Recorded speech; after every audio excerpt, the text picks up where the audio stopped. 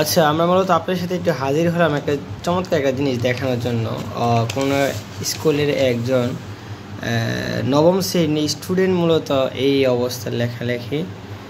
সে মূলত 2 দিন পরে আপনার দশম শ্রেণীর পরীক্ষা দিবে কয়েকদিন পরে। নবম শ্রেণীর এখন 5 মাস মোটামুটি চলে যাচ্ছে। এই হচ্ছে তার অবস্থাটা, আমি আপনাদের সাথে একটু শেয়ার করার জন্য চেষ্টা করতেছি। তো 2 দিন পরে উনি মূলত এসএসসি এখানে মূলত লেখেন নাই, তারপর আমরা একটু বর্ণনা করতেছি। এই হচ্ছে অবজেক্টিভের অবস্থা, আপনাদের সবগুলো একটু দেখাই, তারপরে আমরা মূল্যবান একটু আলোচনা করি। তো উনি মূলত লেখছেন যে সুবা গ্রামের নাম হচ্ছে চণ্ডীপুর। চণ্ডীপুর এরপরে যা আছে সুবা গল্পের মূলত তার ক্যারেক্টার সম্পর্কে মূলত আলোচনা করছেন উনি। তো এই হচ্ছে যে জিনিসটা বোঝা যাচ্ছে সেটা হচ্ছে আপনার 2 দিন পরে মূলত ওনাদের পরীক্ষা, ফাইনাল পরীক্ষা সামনে আসতেছেন মূলত। তো এর আগের তাদের অবস্থাটা মূলত মডেল টেস্ট পরীক্ষা, তাদের পড়াশোনার অবস্থানটা একটু দেখেন যে এই অবস্থা যদি হয় একটা স্টুডেন্ট কীভাবে ফাঁস করবে। আর এক্ষেত্রে তার মূলত লেখা তেমন চমৎকার না, পড়াশোনার মানও তেমন চমৎকার না। তো আমাদের দেশের স্টুডেন্ট কিছু আছে এমন, তাদের অবস্থানটা এমন হয়ে দাঁড়ায় যে দেখেন কত চমৎকারভাবে লেখছেন।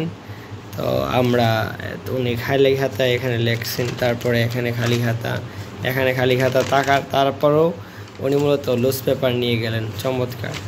তা আমার খুব ইচ্ছে হয় যে এই খাতাটা যে হলে যে শিক্ষক ছিল উনি মূলত কেমন, যে উনি খাতাটা ওনাকে লুজ পেপার দিয়ে দিলেন, তারপরে উনি সব কিছু লেখছে কিনা এগুলো একটু ট্রাই না করে ওনাকে মূলত লুজ পেপার দিয়ে দিলেন। তো আমরা দেখি উনি কী কী লেখছেন। 1 নং প্রশ্নের উত্তরের মধ্যে আপনার ক এবং খ নাম্বারে লেখছেন, আমরা জাস্ট মোটামুটি বুঝতে পারলাম।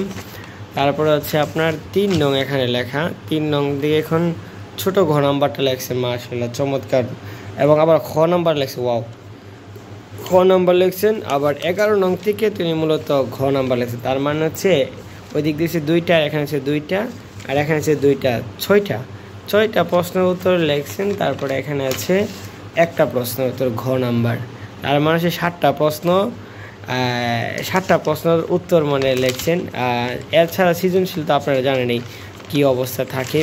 তো 4টা মূলত থাকে এর মধ্যে, তো উনি 1টা 2টা করে লেখছেন। তারপরে এখানে আছে ওনার চমৎকার অবজেক্টিভ উনি মূলত লিপিবদ্ধ করছেন, মাশাআল্লাহ। তো এই হচ্ছে আমাদের সমাজ, আমাদের দেশে কিছু শিক্ষিত লোকের অবস্থানটা।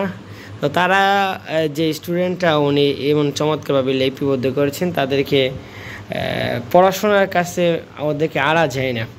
এক সময় আসবে তো এই স্টুডেন্টই মূলত আমাদের সমাজটাকে মূলত লিপ দিবেন। তো যেন এই কথাটা মনে পড়ে গেল, রাসূল সাল্লাল্লাহু আলাইহি ওয়াসাল্লাম একটা হাদিস মনে পড়ে গেল যে নবী সাল্লাল্লাহু আলাইহি ওয়াসাল্লাম বলেন, কিয়ামতের আগে এক শ্রেণীর মানুষরা এমন হবে যে অযোগ্য মানুষগুলো যোগ্য স্থানের মধ্যে বসে যাবে। তো এই হাদিসটার জন্য মনে হচ্ছে যে অচিরে মূলত এখন বাস্তবায়ন হতে যাচ্ছে। তো সবাই ভালো থাকেন, সচেতনমূলক এই কথাটা বলা হলো। তো ভালো থাকবেন, সুস্থ থাকবেন, আবারও কথা হবে ইনশাআল্লাহ।